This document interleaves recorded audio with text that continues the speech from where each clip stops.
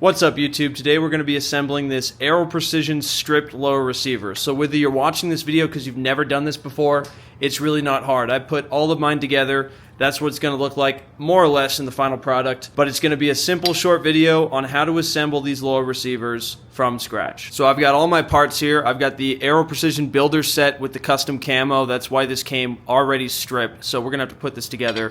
I've got my Geisley trigger, Enhanced Strike Industries lower parts kit, my grip, my stock, my buffer tube, you name it, and it's going to go right on this dedicated 10.5 suppressed upper, and I'm super excited. Now I usually begin by installing the trigger just because it's a big piece to get out of the way, and it's very simple. So in the box is the hammer, a couple of roll pins, and your trigger, of course. I like to use hops number 9 to lubricate the lubrication points when I'm installing this into the lower to make sure it's perfect for a long time. And Geisley tells you where to lube it up. You're going to lube the spring, both of these points right here, and just a little bit inside where the roll pin goes. And take note of the way the spring is oriented in the trigger facing forward, receiver facing forward, and drop this thing in, making sure that spring bends in place, and you're going to line up the pin holes, and then take your roll pin and press it through once it's lined up. We dropped a piece, so this can happen sometimes. This piece has got to go back inside the trigger.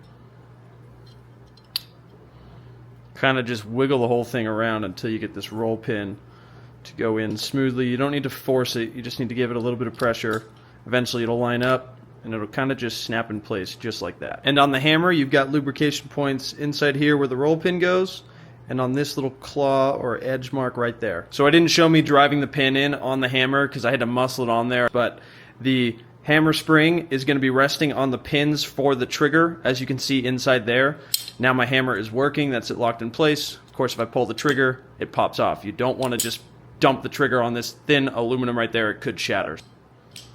Make sure that's all working. Now that the trigger is in, we're going to cock this down, and we can start by putting in the safety selector switch, which with the Strike Industries is actually multiple pieces seen here. Normally it's just 2 pieces. We're going to drive this middle piece in.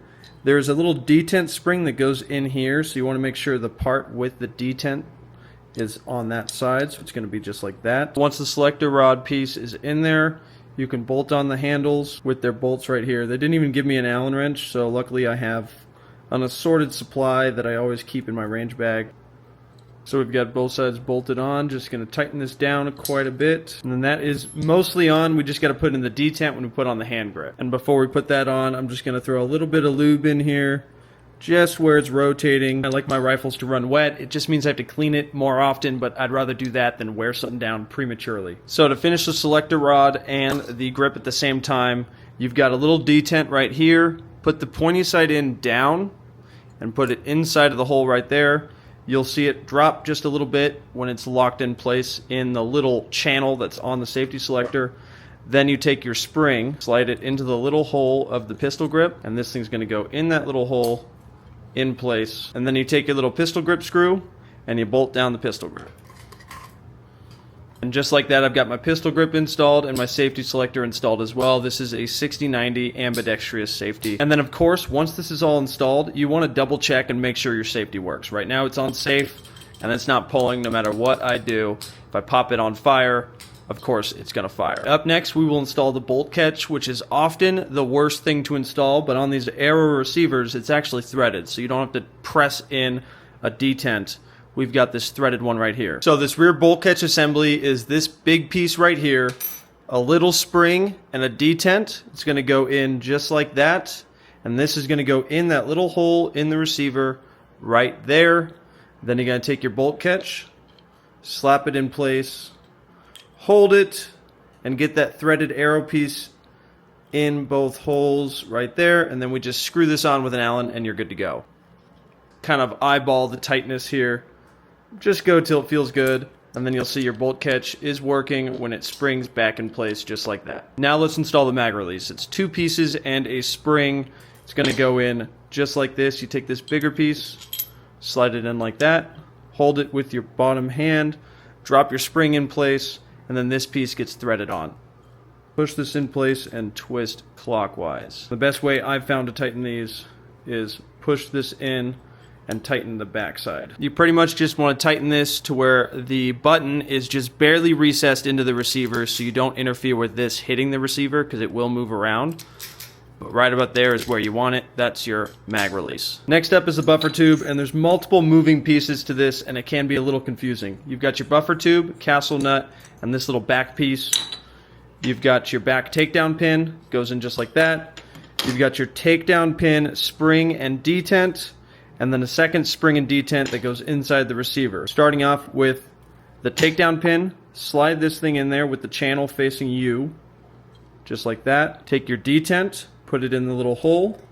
Take your spring, put this also through the hole. Give it some pressure and twist the takedown. You'll feel it in the channel because it won't be moving. That's where you want it. So you're going to want to thread your buffer tube in until that hole is just barely not covered at all. Then take your lubed spring and detent, drop it in the hole there.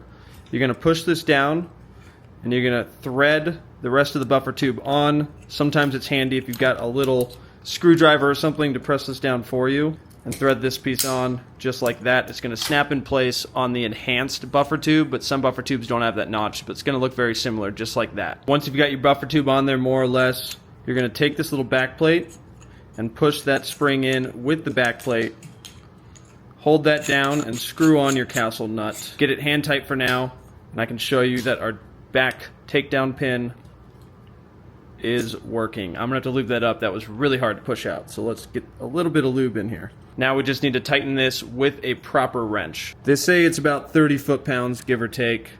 I just kind of tighten it until it's really tight and I feel good about it. So the last piece that we have to put on this receiver is the front takedown pin and detent and spring. And this is the one that's infamous for going flying when you're trying to put it on. So you want to be careful, take your time, throw a little bit of lube in that hole there, grab your spring. It looks exactly like the rear takedown spring. Drop that in the hole. There's the detent. That's going to go just like that. And this is going to push down while we get this takedown lever in.